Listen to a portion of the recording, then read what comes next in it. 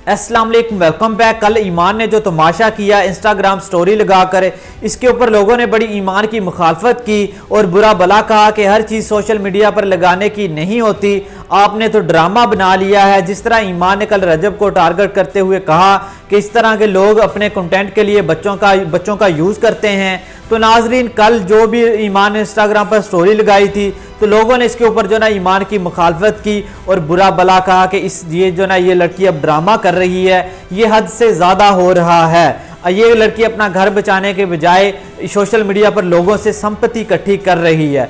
नाजरीन, ईमान ने जो भी बातें की कि रजब ने ईमान का फेस रिवील किया, उसकी साइड से हुआ, क्यों किया, तो नाजरीन मैं आपको बता दूं, असल में ईमान को और ओन को इस चीज़ का दुख है। इन लोगों ने चैनल बनाया हुआ था तो पहले इन लोगों ने ईमान का फेस रिवील करना था, वहाँ पर इनके व्लॉग भी आने थे, तो ज़्यादा इनको इस चीज़ का दुख है कि हमने जो ना इसका फेस रिवील करना था लेकिन उस साइड से पहले हो गया।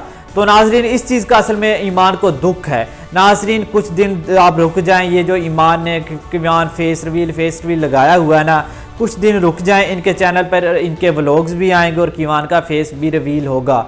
आप ये सिर्फ एक तमाशा है, कुछ दिन रुक जाएं, उसके बाद देखें अब यहाँ पर क्या होता है। तो और भी बहुत कुछ आप लोगों को मैं बताऊंगा, पहले आप ये वीडियो देखें, आपने हक पर बात करनी है और सही सही बताना है कि ये बातें ठीक हैं या फिर गलत। तो पहले आप ये वीडियो देखें।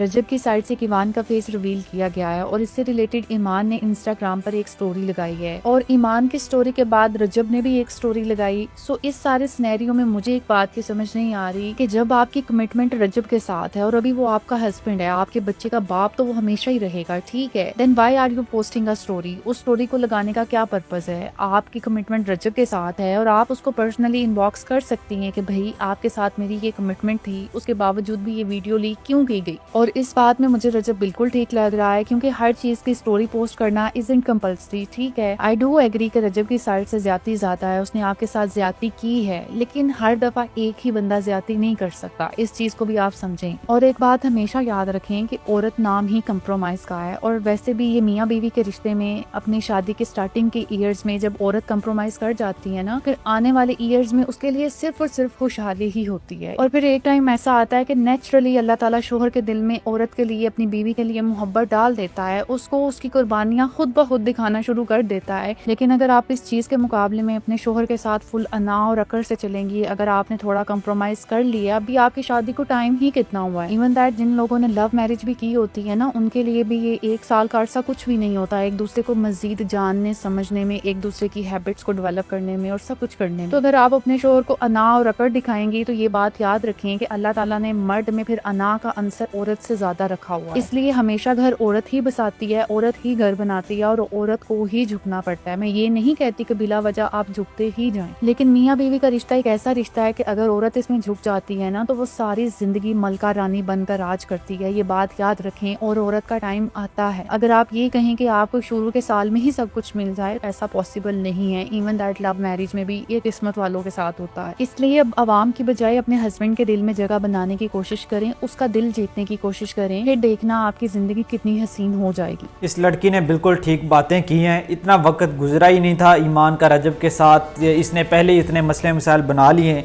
तो मुझे लगता था मज़ीद वक्त देना चाहिए था। अगर फिर भी रजबा ठीक ना होता तो फिर आप इस फैसले की तरफ जा सकती थी। लेकिन अब भी मैं आपको नाज़रीन बता दूं, ईमान भी चाहती है कि ये रिश्ता ख़त्म हो जाए। आपको पता है कि ईमान की तरफ से कोई एफर्ट्स नज़र नहीं आई कि वो रिश्ता बचाना चाहती है। तो बाकी नाजरीन, इसने जितनी भी बातें की हैं इसके ऊपर आपने अपनी राय लाजमी देनी है कि ये ठीक थी या फिर गलत। बाकी मज़ीद ऐसी अपडेट देखने के लिए मेरे चैनल को लाजमी सब्सक्राइब कर लो। तो मिलते हैं नेक्स्ट वीडियो के साथ, तब तक के लिए अल्लाह हाफिज़।